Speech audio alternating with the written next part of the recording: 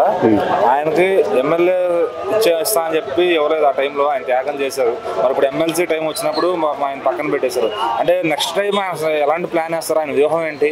ఒకవేళ పవన్ కళ్యాణ్ గారికి ఏమన్నా వెన్నుపోటు వేసే ప్రమాదం ఏమన్నా ఉందంటారా? అసలు పిఠాపురంగా అదే వర్మ గారిది రాజకీయ వ్యూహం ఎలా ఉండబోతుంది? చెప్పలేము. వచ్చినా రావచ్చు, ఇచ్చినా ఇస్తే ఇచ్చు. ఏంటంటే ఎంతైనా బ్రదర్కి ఇవ్వకుండా ఇప్పుడు నాగబాబు గారు వాళ్ళ అన్నయ్య గారు మరి ఎంతైనా ఎవరైనా సొంత వాళ్ళని చూసుకుంటారు. అది మామూలుగా అవకాశం ఉంది కాబట్టి ఇచ్చాడు. అదే ఆయన లేడు అనుకోండి, ఆయనకే ఇచ్చేవాడేమో. అక్కడ మరి వాళ్ళ అండర్స్టాండింగ్ ఏదో అయ్యి ఉంటుంది. అంటే ఇప్పుడు వర్మ గారు కూడా ఎలక్షన్ టైం అంతా తిరిగారు, గెలిపించారు. మరి ఆయనకి ఎక్కడో ఫస్ట్ ప్రామిస్ చేసి ఈ రోజు అది కూడా ఇవ్వలేదంటే ఆయన మరి హర్ట్ అవుతారు కదా పర్సనల్ గా. బాగా చాలా నెక్స్ట్ టైం ఆయన ఎదురు తిరిగినా లేదంటే వెన్నుపోటేసిన పక్కనే ఉండి అది కొంచెం ప్రమాదం అవుతుంది కదా. ఉండొచ్చు, ఉండకపోవచ్చు, చెప్పలేము ఆ విషయం. అలాగే 2014లో ఒకసారి సీట్ ఇవ్వనందుకు టీడీపీ ఆయన బయటకు వచ్చేసి ఇండివిజువల్ గా పోటీ చేసి గెలిచాడు.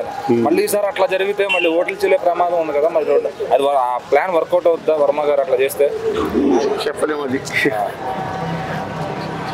ఒకవేళ చేసినా అది 100% ఓ రకంగా అవ్వచ్చు, ఓ రకంగా కాకపోవచ్చు. అంటే ఇప్పుడు చంద్రబాబు గారు ఆ ఫ్రెండ్షిప్ కోసం ఇప్పుడు ఈయన సీట్ ఇవ్వలేకపోయారంటారా, లేకపోతే ఏ కారణం చేత ఈయన పక్కన పెట్టి? ఏదైనా కారణం ఉండొచ్చు, కారణం లేనిదే.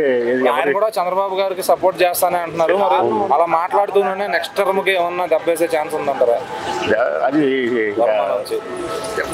అంటే వేసినా వేయచ్చు, లేకపోతే ఏదన్నా సీట్ ఇచ్చినా ఇవ్వచ్చు.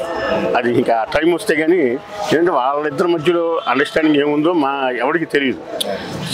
రకంగా చెప్పాలంటే ఇచ్చినా ఇవ్వచ్చు, ఇకపోయినా అయిపోవచ్చు. అలా అందరూ బాధపడతా ఉంటే కనుక కూటమి నడవదంటారా? అంతేగా మరి.